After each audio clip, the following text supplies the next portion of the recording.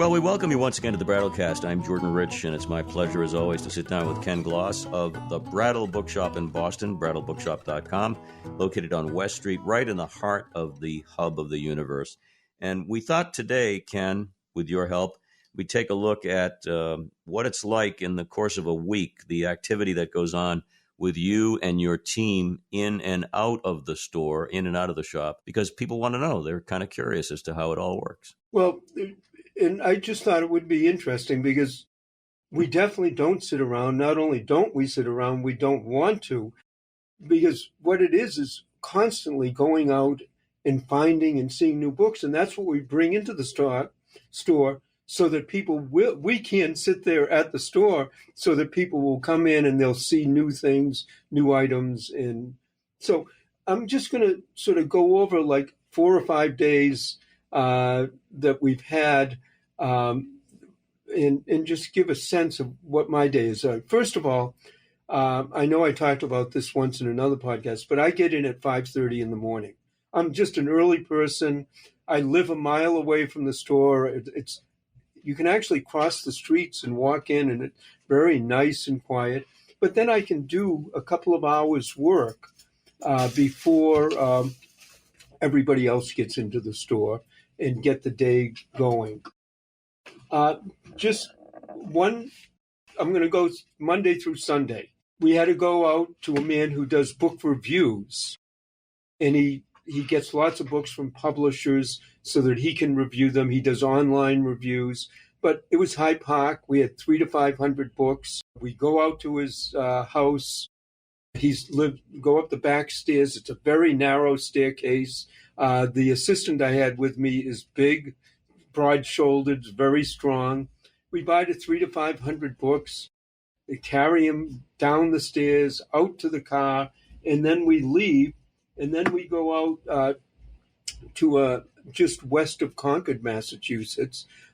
We went to a house where there was what is an organizer, someone who helps people move. They organize the house. They call in people to buy and sell. And they had about 1,000 books there.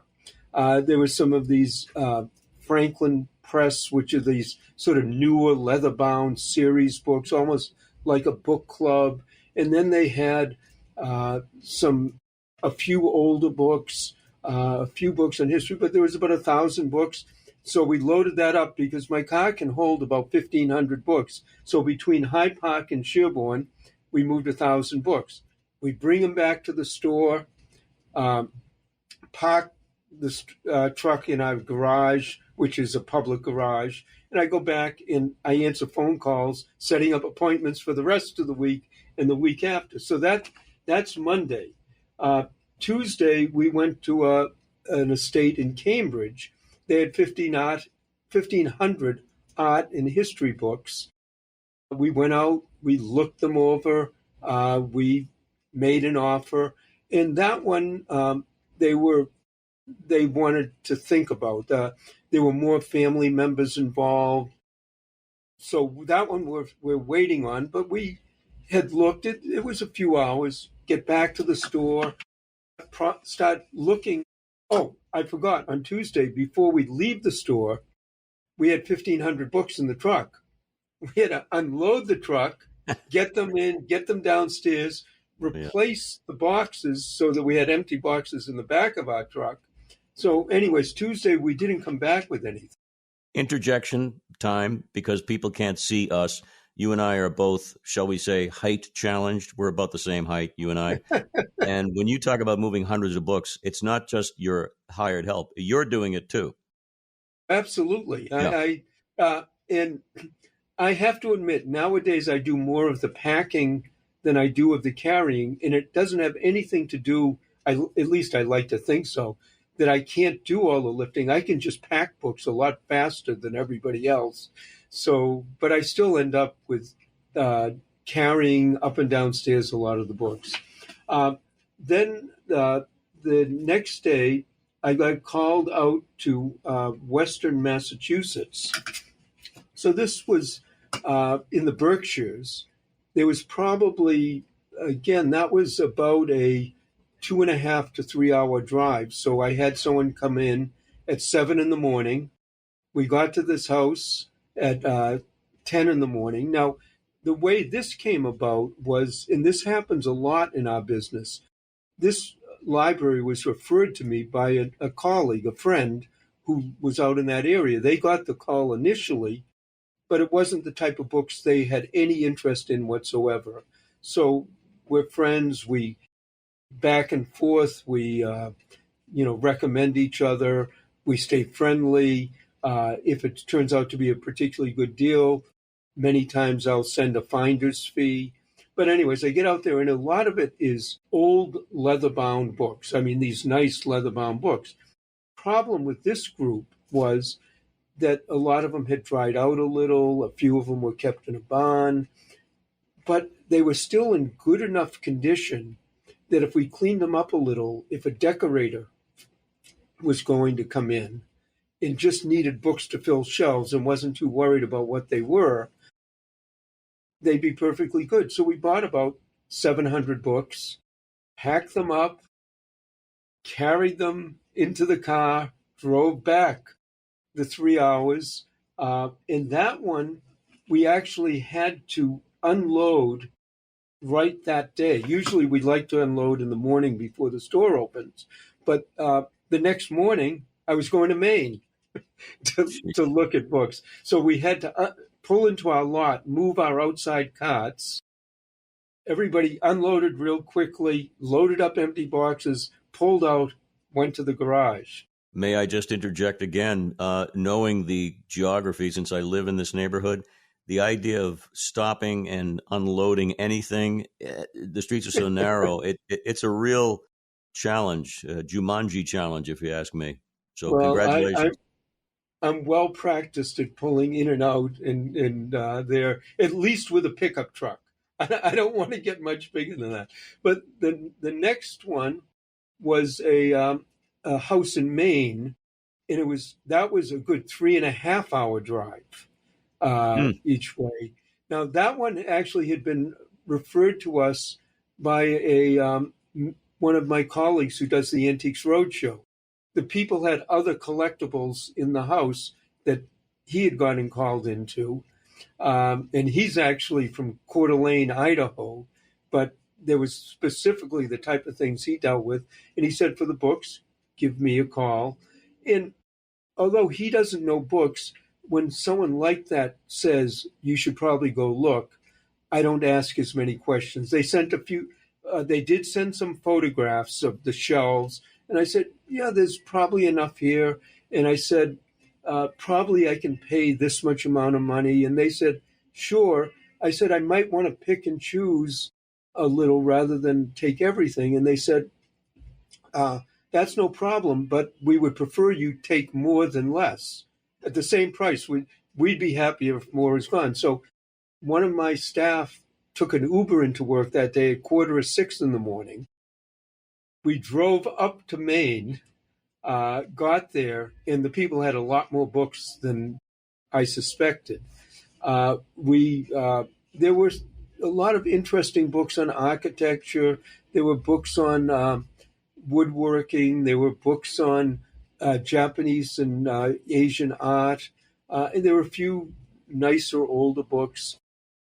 And we made a deal. And I said, part of the deal will be we'll take a full truckload, but we're not going to come back and take everything. And they said, gee, if you can get that much out, this is great. It was in a barn. It was in 2 or 3 rooms. My assistant, I said, look, I'll do the packing. We'll get them out. She was doing the carrying. She wasn't sure how to pack the truck because there's a certain way. It's almost like fitting a puzzle together that, okay, these boxes go this way. So I said, just put them out. I'll come out. I'll get them into the truck. You'll be in there doing the puzzle. And we were doing this. And one of the things, though, that was interesting about the library is there was a lot of other collections. And I guess they had houses. In the house, they had some house sales of those collections. And some of them were tools. And I said, gee, the books on tools, I would think you'd be better off selling to these people who collect tools? And they said, oh, no. They said they didn't even really look. They didn't care about them. They just wanted the tools. Well, it turned out the best book in the house, or one of the best books, was sitting right on top of one of those boxes that everybody who obviously came in for that house sale saw. It turned out good for us and the people because that was one of the best books in there and getting. But anyways, we loaded up our truck. In the meantime, the morning before, a decorator or a colleague had a decorator call them from New York, and they needed a lot of leatherbound books. And I said, well, we always have a lot, but we just got in a big lot. And he said, well, I'll drive up from New York City. And he said, I'm going to be in that day probably around 2 or 3 in the afternoon. And I figured, well, I'd left at 6 in the morning. We should be able to get out there, load up, get back so I actually can see them. Well, of course, because the people had a lot more books than we thought, we didn't get out of Maine until almost 1 in the afternoon. I get back at 4:30. He had left at like 4:15, but he had bought 3/4 of the books that I had bought a few days earlier in Southfield, in the Berkshires. And but it's like constant, nonstop. And then, so anyways, we had to unload those books. And then the next day, I had to go to look at a friend's group of books.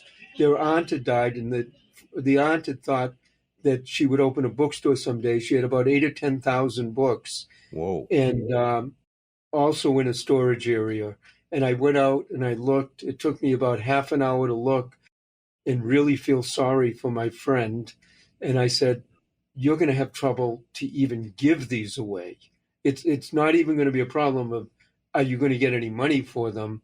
But you have trouble. It will be trouble even just giving them away. So one day it's good. Next day it's a little off. Then this friend, I felt really bad. And then normally I never work, or I try never to work on the weekend.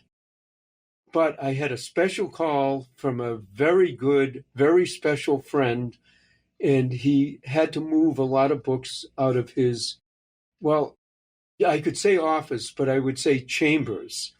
And he wanted to do it on Sunday. And normally I would never do it on a Sunday, but I said, absolutely. But it was very interesting. He had just resigned as a federal judge, and he needed to clear out his space. And I had known him. Matter of fact, we had sold him a lot of the books, and I spent a morning in the chambers boxing up books, helping him move. And boy, he was overwhelmed with the amount of movement. But he now had a new career, even though he was a resigned, retired judge for 40 years in Boston.